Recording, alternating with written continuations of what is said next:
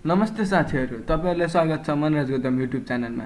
आज म तपाईहरुलाई कसरी काली लिनक्स इन्स्टल गर्ने भनेर सिकाउन गइरहेको छु, त्यो पनि भर्चुअल बक्समा। यसको लागि तपाईले first of all virtual box install गरेको हुनुपर्छ र त्यसको लागि तपाईले मैले डिस्क्रिप्सन बक्समा लिंक दिएको छु, त्यहाँ गएर गर्न सक्नुहुन्छ र भर्चुअल बक्सलाई ओपन गर्नुहोस् इन्स्टल गरिसकेपछि र त्यहाँ भनेछ नेम हाल्नुहोस् आफ्नो विन्डोजको काली लिनक्स टाइप लिनक्स, त्यसपछि मेमोरी साइज। हामीले मेमोरी साइज पनि सफिसिएन्ट रिकमेन्डेड मेमोरी साइज दिनुपर्छ, किनकि हामीले त्यसभन्दा थोरै दियौँ भने हाम्रो लिनक्स ह्याङ हुन्छ। र हामीले त्यहाँ भने हार्ड डिस्क त दिन पर्यो। अब एक्जिस्टिङ भएको हार्ड डिस्क दिने कि नयाँ क्रिएट गर्ने भनेछ। हामीले नयाँ क्रिएट गरेकै राम्रो। त्यसपछि हेर्नुहोस् फाइल साइज भन्न खोजेको त्यो हार्ड डिस्कको कति स्पेस हुने, 72 अथवा डाइनामिकली फिक्स्ड। 72 फिक्स्ड या डाइनामिकली भन्नाले चाहिँदाखेरि त बढ्न नि सकोस् त्यस्तो। र भर्चुअल हार्ड डिस्क चाहिँ भिडिआइजी राखेको राम्रो अथवा भिएचडी राखेको पनि ठिक हुन्छ। र यस्तो यति गरिसकेपछि तपाईले यसमा सेटिङमा जानुहोस्।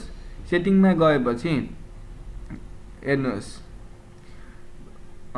एडभान्समा जानुहोस् र तपाईले हेर्न सक्नुहुन्छ त्यहाँ स्न्यापसट फोल्डर भनेर, त्यहाँभित्र तपाईको हार्ड डिस्कको डाटाहरू हुन्छ। र सिस्टममा तपाईले त्यसलाई बेस मेमोरी कति दिने, boot order floppy disk, optical disk, hard डिस्कबाट हुनसक्छ। नेटवर्कबाट तपाईले गर्न चाहनुहुन्छ भने त्यसमा क्लिक गर्न सक्नुहुन्छ। प्रोसेसर कतिवटा प्रोसेसर, एउटा दुईटा, तर बढी दिन हुन्न। बढी दिएपछि फेरि हाम्रो ओरिजिनल जुन ओएस हुन्छ त्यो पनि ह्याङ हुन्छ। र यस्तै गरेर भिडियो मेमोरी दिने, त्यसपछि 3D एसिलेसन चाहिएको छ भने 3D एसिलेसन दिने। 2D एसिलेसन दिन हुन्न, किनकि हाम्रो भर्चुअल बक्समा सपोर्ट गर्दैन त्यस्तो सेटिङ। त्यही भएर हामीले एसिलेसन नदिएकै राम्रो। त्यति गरिसकेपछि हामी स्टोरेजमा जान सकिन्छ अथवा रिमोट डिस्प्लेमा। हामीले जे युज गरेछौँ, जसरी के देखाछौँ नि त्यो हामीले अर्को मोबाइलमा अथवा अर्को कम्प्युटरमा देखाउन सकिन्छ र यसमा भिडियो क्याप्चर पनि गर्न सकिन्छ।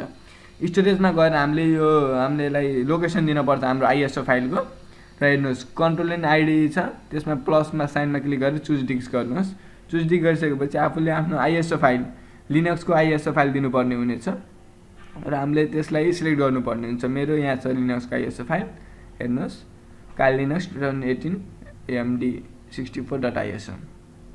त्यसलाई क्लिक गरिसकेपछि अब हामी नेटवर्कमा जान्छौँ र नेटवर्क एडाप्टर कस्तो एटाच छैन भने नट एटाच, ब्रिज छ भने ब्रिज गरिदिने, इन्टरनलमै छ भने इन्टरनल गरिदिने, केही भएन। त्यसमा तपाईले खासै चाहिन्न, तर न्याट राखे ठिक हुन्छ। सेयर फोल्डर तपाईले आफ्नो ओरिजिनल ओएसमा के छ त्यो भर्चुअल बक्समा भएको लिनक्समा सेयर गर्न चाहनुहुन्छ। जस्तै तपाईलाई कुनै लिनक्समा राख्ने फोल्डर सफ्टवेयरहरू छ भने त्यो पनि सेयर गर्न सक्नुहुन्छ, जसले गर्दाखेरि तपाईलाई फेरि यो भर्चुअल बक्समा गएर फेरि त्यो एप्लिकेसनहरू इन्स्टल गर्नु पर्दैन, डाउनलोड गर्नु पर्दैन। त्यति गरिसकेपछि ओके गरेर तपाईले स्टार्टमा क्लिक गर्न सक्नुहुन्छ। स्टार्टमा क्लिक गरेपछि यहाँ छुट्टै न्यू विन्डो जस्तै नयाँ स्क्रिनमा हेर्नुहोस् स्टार्ट हुन्छ काली लिनक्स। र यसमा तपाईले के गर्ने, लाइभ गर्ने हो कि लाइभ यूएसबी पर्सिस्टेन्ट गर्ने हो कि इन्स्टल गर्ने हो कि ग्राफिकल इन्स्टल गर्ने हो कि के गर्ने हो आफ्नो हिसाबले गर्न सक्नुहुन्छ। मैले अहिले लाइभ गर्छु। लाइभ गरिसकेपछि हेर्नुहोस् यहाँ यसको यो पुरै लोड हुन्छ। जम्मै यसको सेटिङहरू डाटाहरू पुरै लोड भइसकेपछि तपाईले यसलाई अब फुल स्क्रिन मोड पनि गर्न सक्नुहुन्छ। अब तपाईको मर्जी कस्तो स्क्रिनमा चलाउन सक्नुहुन्छ, तपाईले मजा आउँछ त्यही स्क्रिनमा गर्नुहोस्। मजा त फुल स्क्रिनमै आउँछ, त्यही पनि हेर्नुहोस्। यो अब तपाईकोमा काली लिनक्सको डिस्प्ले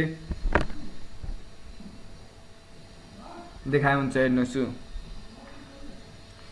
अब तपाईले यसबाट कुनै एप्लिकेसनहरू चलाउन पनि सक्नुहुन्छ, जे गर्न पनि सक्नुहुन्छ। हेर्नुहोस् यसमा थुप्रै एप्लिकेसनहरू छ, बिल्ट इन एप्लिकेसनहरू। सो एप्लिकेसन हो यो भनेको। त्यसमा क्लिक गरेर तपाईले हेर्नुहोस् information gathering, vulnerability, web apps, database cracking, password hacking, wireless hacking, reversing, OS exploit, sniffing, जे पनि गर्न सक्नुहुन्छ तपाईले। तर जे पनि युज गर्नुहुन्छ त्यो आफूले जानेर बुझेर गर्नुहोस् र त्यतिकै अरूको लैलैमा लाएर यस्तो नगर्नुहोस्। Do it at your own risk, आफ्नै रिस्कमा। यो सब एजुकेशनल पर्पजको लागि मात्र, यसलाई कुनै इलिगल एक्टिभिटिजहरू नगर्नु होला। यसबाट तपाईँले इन्फर्मेसन ग्यादरिङ हेर्नुहोस्, password attacks, wireless attacks, reverse engineering जे पनि गर्न सक्नुहुन्छ। र मैले यस्तै भिडियोहरू ल्याउने छु, यसमा इन्फर्मेसन ग्यादरिङहरू कसरी गर्ने, पासवर्ड अट्याक्स कसरी गर्ने भनेर यस्तै ल्याउँदै गर्छु। तपाईँले यस्तै भिडियोहरू हेर्न चाहनुहुन्छ भने मेरो युट्युब च्यानललाई सब्सक्राइब गर्नुहोस् र साइडमा भएको बेल आइकनलाई क्लिक गर्नुहोस्। धन्यवाद।